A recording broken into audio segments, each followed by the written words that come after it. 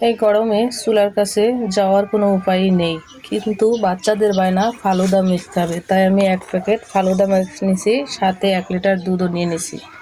এবার এই দুধ আমি জাল করে নেব। ফালুদার জন্য এবার আমি অরেঞ্জ কালারের জেলিটা রেডি করে নেব। 1 কাপ পানির ভিতরে আমি গোলায় নিছি, অল্প আছে, কিছুক্ষণ নেড়ে চেড়ে আমি জাল করে নিলাম। জেলি এবার আমি প্লেটে ঢেলে নিলাম। একইভাবে আমি আবারও 250 মিলি পানি নিয়ে দ্বিতীয় জেলিটা রেডি করে নেব।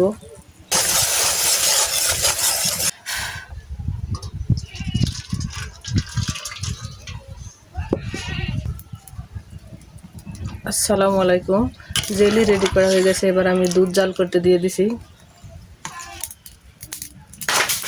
বেশ কিছুক্ষণ দুধ জাল করে এবার ফালুদা মিক্স আমি 1 প্যাকেট দিয়ে দিলাম।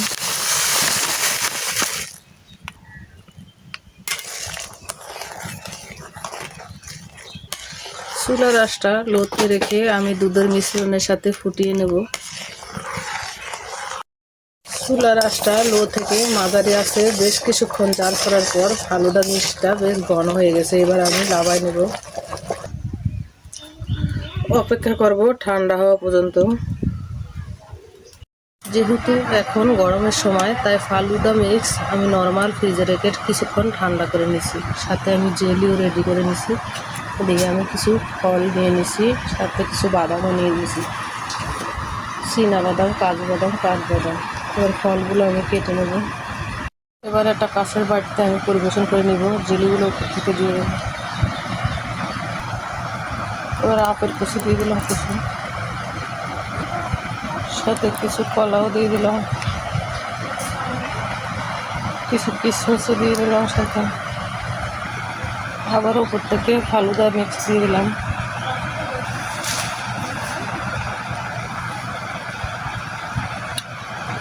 একইভাবে আবারও জেলিগুলো দিয়ে দিলাম।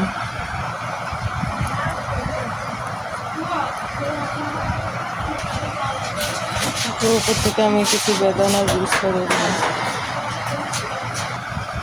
এবার বাদামগুলো দিয়ে দিলাম, কাজু বাদাম, কাঠবাদাম, চীনাবাদাম, আর সাথে কিছু কিশমিশ আছে। উপর থেকে কটা পেস্ত বাদামও দিয়ে দিলাম। এভাবে যদি আমরা গরমের দিনে ঠান্ডা ঠান্ডা ফালুদা ডেজার্ট তৈরি করে খাই, তো দেহ মন সব কিছুই ঠান্ডা থাকবে। আশা করি সবারই ভালো লাগবে।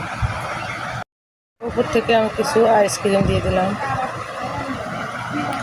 এভাবে যদি আমরা গরমের দিনে ঠান্ডা ঠান্ডা ফালুদা ডেজার্ট তৈরি করে খাই, আশা করি সবারই ভালো লাগবে।